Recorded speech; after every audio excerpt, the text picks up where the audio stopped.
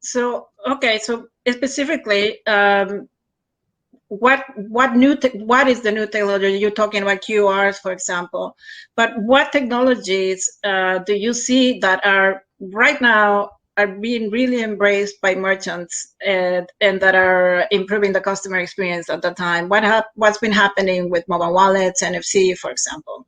So basically, when you talk about payments, you have closed loop payments, you have open loop payments, and you have interoperability.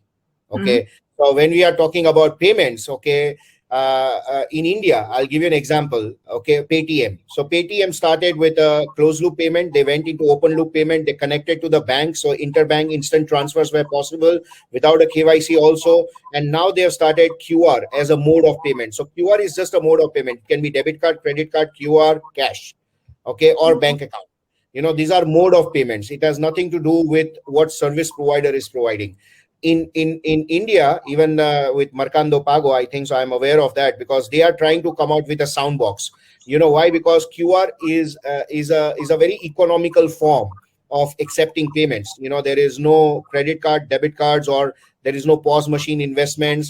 So they are right now, the biggest issue with the merchants is if they are using their personal smartphones for accepting QR, they don't know whether they have received the payment or not. Every time they have to check the application or the message. So they are trying to have a 4G communicated device which can actually play the sound in the local language in terms of acceptance of payments. Because when you go to small shops, it is so crowded that people don't have time to keep on watching their phone whether the payment has come or not. So that is one of the strategy which is coming out now. And we have also seen in India, like Bharat Pay, they are coming out with a dynamic QR. That's again where Feitian has been, instrumental in terms of developing a particular product, where there is a sound box with a dynamic display QR. So there is a static QR and there can be a dynamic QR. So yes, QR is here to stay, and there are a lot of other things on the QR which is happening. So apart from QR, we see that cards will also stay. It has its own range of market, and QR also has its own range of market. So QR is more of a replacement of cash, and credit card has its own market as it is. So that is what my views are. What about you, Augusto? How is your company? Yeah, I totally agree with what we said. In Brazil is a cards market. The penetration of credit card in Brazil is huge, although the consumption amount on credit card is still hovering around 35 to 40%. A lot of people have credit cards, and a lot of people have more than one credit card. People discover the convenience of having a plastic, and now with phones using NFC, it is very convenient. People have learned to use the cards.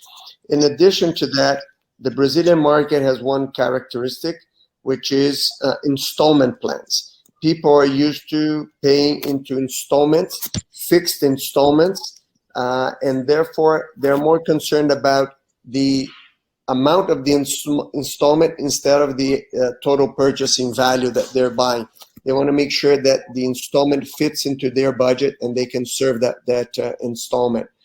So it turns out that it's very easy to use the installment plans that the credit cards allow you to use. In addition to that, the phone coverage in Brazil is not perfect. And I don't know about you, but at the end of the day, usually my phone runs out of batteries. So plastic is still, we are a plastic culture, and more than that, we are a credit culture. A lot of the wallets operate through debit cards and direct transfers on the accounts, and you need to have money in the account. So with credit cards, you get the credit. It's a very good functionality.